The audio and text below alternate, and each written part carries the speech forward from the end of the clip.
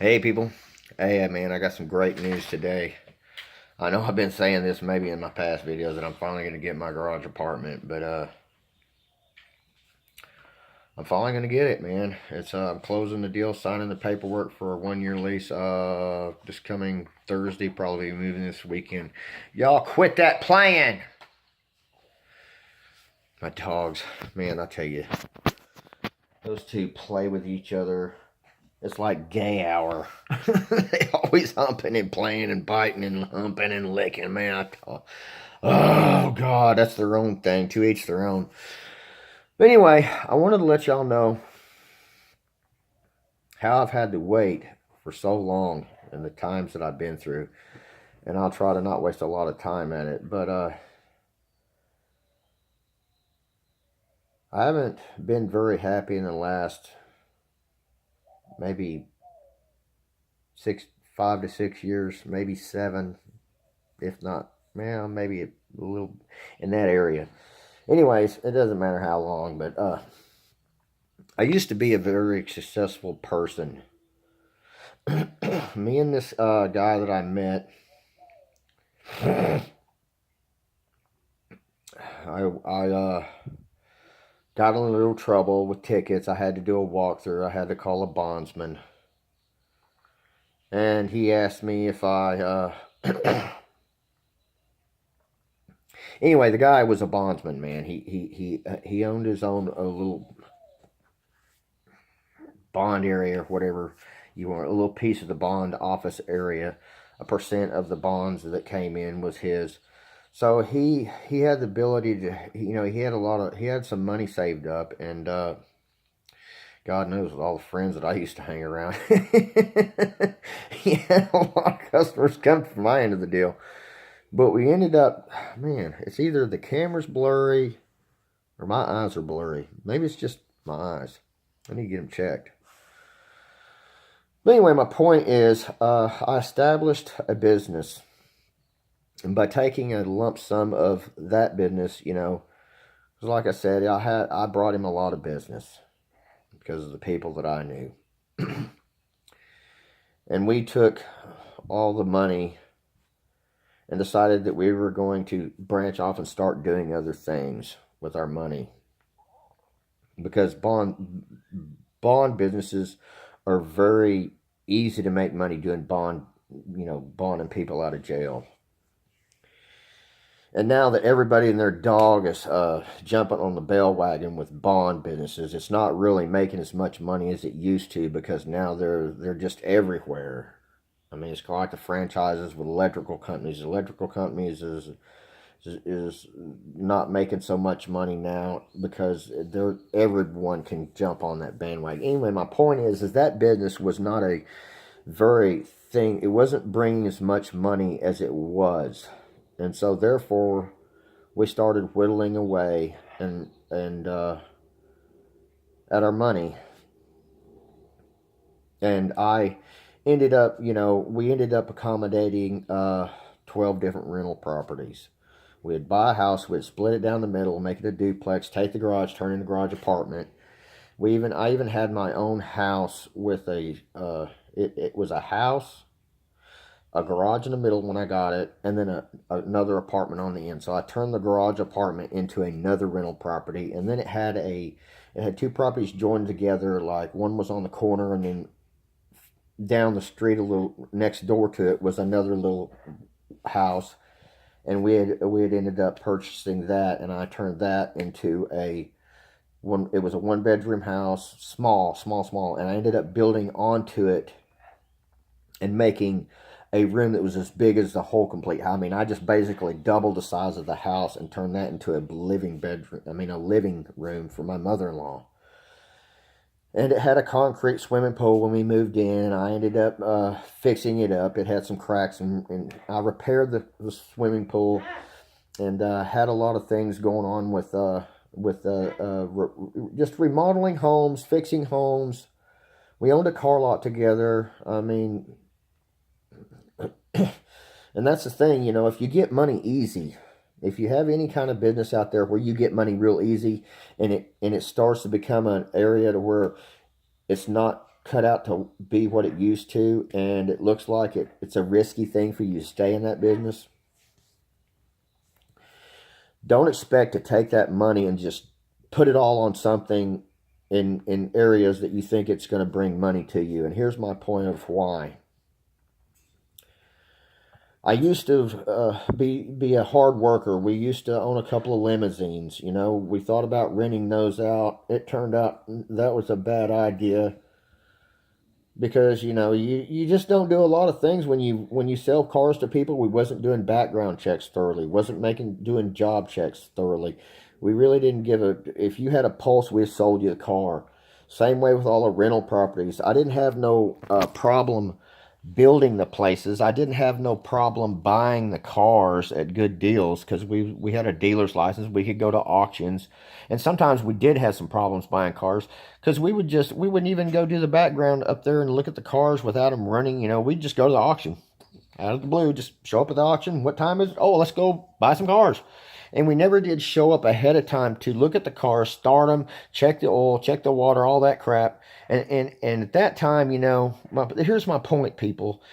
That if you decide that your business that you're in at the time is not making you good money and it's starting to go downhill, and you know that if you stay in that business, you're going to lose your ass, don't just expect to take that money and put it into somewhere, bang, and slam it on a business right off the top.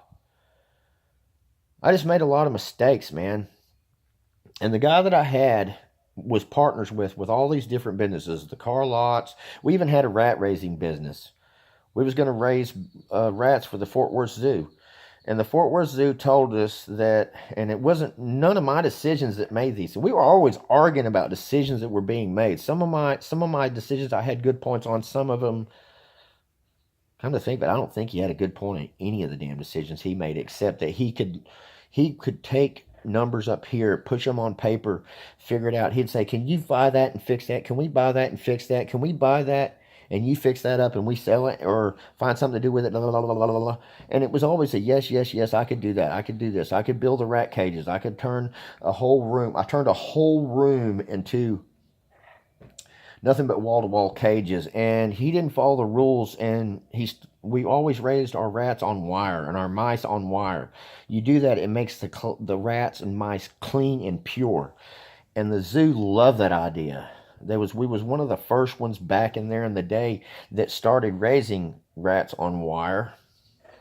It's very clean. You can rinse the cage out. It leaves no room for infectious diseases. Well, he didn't follow the rules, and he started raising what number one was hamsters or some crap they found in there. Another thing was the hamsters was in fluffy stuff, and they said, and they looked at us, and we already had like 500 rats ready to go and sell. We sold one batch. We was fixing to go for the second. They came in there, did an inspection, found out that he was breaking some of the rules. That cut our throat. So we're stuck with all these rats in one place. Didn't know what to do with them at all. And I'll move on. So we lost our ass on the rat business. We lost our ass on the car lot business. We lost our ass on the rental property business because we didn't ever do any background checks or anything on any of those businesses. And where my big mistake was, and here's my advice to you. If you ever have a partnership with anybody, be involved in the bill paying. Be involved in the finances. Just don't trust that person financially to have the brains to do all of that. And if you don't have the knowledge to put the numbers where they need to go, you need to monitor the situation so you see everything. Just don't trust an accountant. Just don't trust this person over here. Because one day I came home. Oh yeah, and I had goldfish ponds out there. I had a greenhouse with a jacuzzi in it and lots of greenery. I had an RV that was parked up beside the swimming pool. It had a kitchen in it. It had a bathroom in it. It was a long RV. It wasn't just a little stubby thing. It was the long one that had the bedroom in the back and a walk-in shower area with a tub and the kitchen with fold down this and that and the other. And it was just large. It had the blow out, fold out, push out things on it. And so that was our little kitchenette, so to speak, place to cook, place to take showers after the swimming pool or before the swimming pools.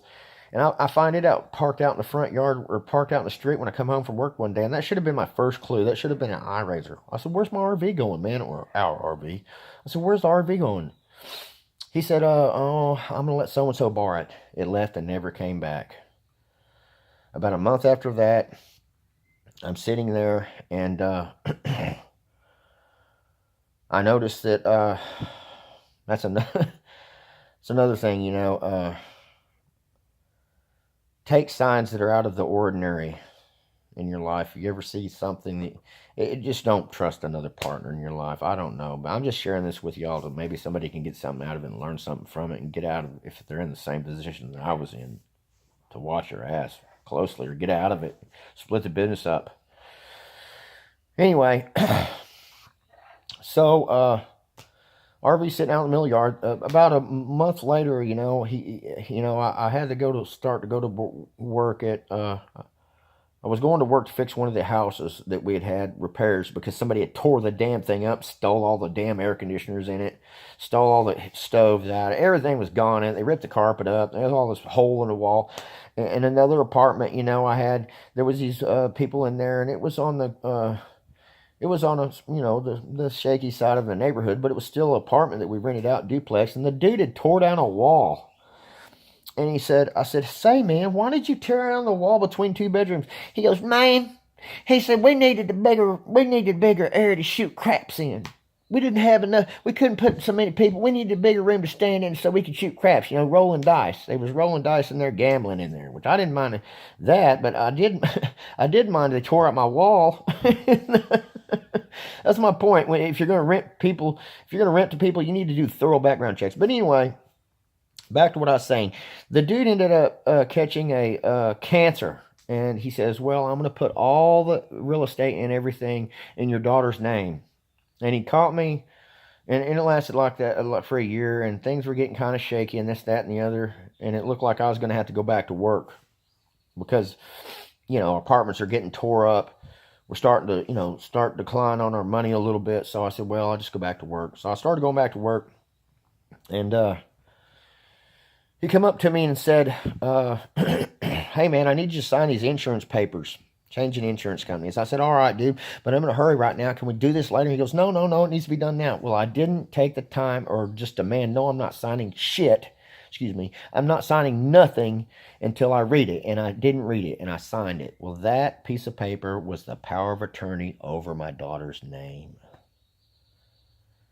It was all of our assets and liquidations all wrapped up in one. I mean, I used to, and part of this was before I met my wife, and I met my wife because I had good things. I mean, I drove around nice cars. I'd go to parties all the time. I was like the one that wanted, when I showed up, man, heck, sometimes I'd take 2 or 3 girls out, and we'd go to J.C. Penney's. Them girls, I'd tell them, hey, man, just go buy whatever you want.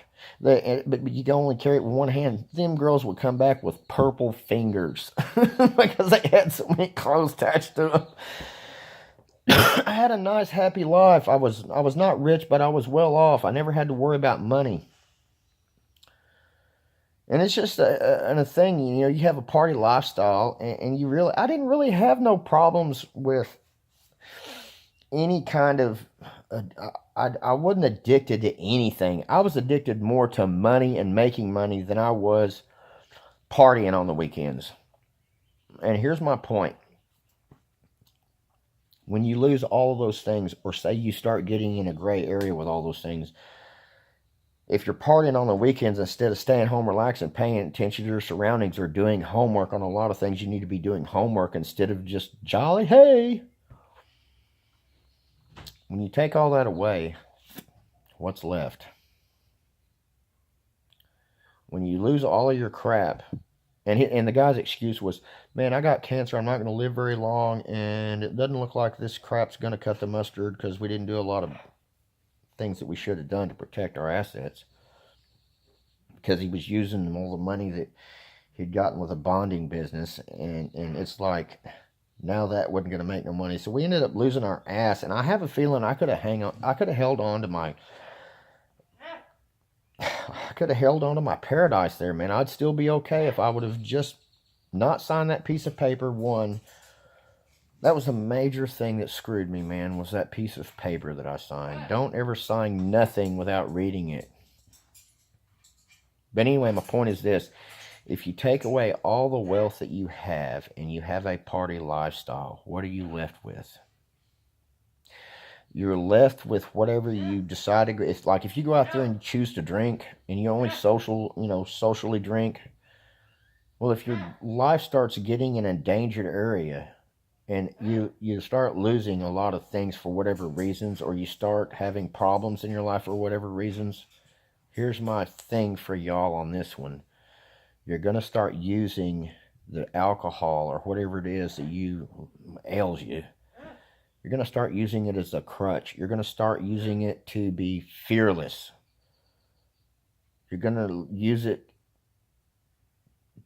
and it's going to become a monkey on your back. It's going to say, hey man, hey man, hey man, life sucks right now. I need some more. Give me some more. Give me some more. Give me some more. And pretty soon you're going to find yourself doing more and more and more and more. And then you're going to find yourself really with your ass in hot water. It just sucks that I had all these things. I was well off. I thought I had life kicked. I thought I had it made. Those are the 3 things that you learn. Learn from my mistakes. Don't ever trust somebody with your business. Don't ever go to partners with somebody in on a business. And if you do, and it has to be that way, monitor the situation. Be involved in where the bills are being paid. Be involved in what's going on. Be very aware of what's going on. Because I had a lot of things out there. I had a Lamborghini kit car. I had 2 or 3 limousines. I did have a couple of C10s that I bought and sold. I didn't really have I thought that, oh, well, I sell these. I can go buy some more. No big deal, whatever. But if you really like some things in your life, keep them in your life. Because I really wish I wouldn't have sold half the things I would have sold. I mean, I even had a wood shop. I had the goldfish pond I had. It was so funny one day. A friend watered my goldfish one day while I was at work, one of my wife's friends. And all my goldfish went, they disappeared, and I could hand feed my goldfish. I said, hey, where's my goldfish? Well, there they are right there. I said, no, those aren't my goldfish. She had watered the goldfish without putting chlorine remover in there. It killed 500 goldfish. Well, they went out and bought 500 goldfish, hand-picked a lot of them, made them look like a lot of my goldfish that I named Fred and James and Brandy, because the goldfish just got the big old brain on top of them. I had a lot of fancy goldfish, and koi. I had some large koi. Bless their heart, man. They tried to fool me, but they wasn't fooling me. Those weren't my goldfish. It was just, I had a lot of nice things in life, and I had what I thought was a lot of friends. They would come over, they would party with me in my swimming pool, they would party with me in my greenhouse hot tub room, they would go in the jacuzzi, they would, I had a lot of friends that I thought were friends. It was just hanging around me, and you take out all that wealth, and it just seems to me that your friends that you thought were your friends aren't really your friends. They're there because of your wealthiness. They're there because they think they got to cling themselves next to you. They're there. They're not really friends. They're just good acquaintances. And you take all that away, and then they just disappear. They dissipate like water flowing out of a hole in a cup. Cup's empty. They're gone too. Anyway, my point is, now that I've had to accommodate all this, I've had a thirst for it. I want to get myself back to there. The only grateful thing is I learned a lot about home remodeling. I learned a lot about painting cars, because when you own a car lot, you can take 2 months to paint a car because you got a lot of things to deal with. And the car looks fine. The bodywork was done right. I did everything right. I know how to do it right. I just don't know how to do it in a productive manner. And so I'm having to learn that now. And that's all I'm wanting to do right now because of my foot, my injuries, and getting on the motorcycle. If you get on a motorcycle, make sure your kids are completely out of the house. Because if you leave your wife holding the bag, is she prepared or have the ability to support the rest of the household for the rest of your life? Well, that's another story. I'll get into that later. But I just wanted to give y'all some good advice out there and let you know where I'm coming from, and how grateful I am going to have my garage apartment now. That garage apartment is smaller than any place I owned. Any place I ever rented out, I would not buy something that small because I thought it would be hard to rent out or keep people there. They would get a girlfriend, decide to move out. I did think about things like that. If you get a small place, it's very hard. If you rent out a small place, it's very hard to keep people in there for long periods of time, the smaller places, because they grow. They get a girlfriend, and then they have pregnancy, and then they start having a kid. They can't, it's too small. So they don't work. But I'm so grateful that I'm going to get this garage apartment, and that my son and me and my wife's going to move into it this Friday and this weekend. And I'm telling you, I'm going to start all over again, and I'm going to look at every individual decision I make. I'm going to do a lot of research, because it's going to be something that I gradually, slowly, that I'm going to respect more, that I'm going to be grateful for a lot more, because I've lost a lot. And if I don't ever get that much back out of life, if I don't never get those people that come around in my life and try to use me for my knowledge or anything out there, I'm hoping maybe somebody reads these videos out there, watches these videos, and sees and can listen to me of where I've been, the knowledge I have, what I know how to do. I mean, I could probably I've ran a 5-man crew doing heating and air. I've ran a crew doing I'd always remodeled the houses and the crap myself with maybe one or maybe two other people at a time, because I didn't feel the need to pay somebody. I could probably work. I worked circles around all my employees. Always have. Always did, until after now. I'm hurting and I can't do it. But I know the difference between somebody that's just sucking the clock, somebody's out there that's a go-getter. I can identify them very easy. Anyway, I guess I'll get off here and let it go. I'm just hoping that I can find one thing out of all this crap that I've been through. I hope I can find a niche for me to be in. And now that I'm living life the right way, I just hope something happens, man. But the main thing is I'm going to have my own place, and I ain't going to have to live with no one else. It's a good thing, man. My wife's been here through all this crap, man. With my personal things that always happen in my life, she was always the good girl. I drug her ass through the mud. I mean, she used to ask me, "What have I done? I'm having to go through and be punished for your mistakes."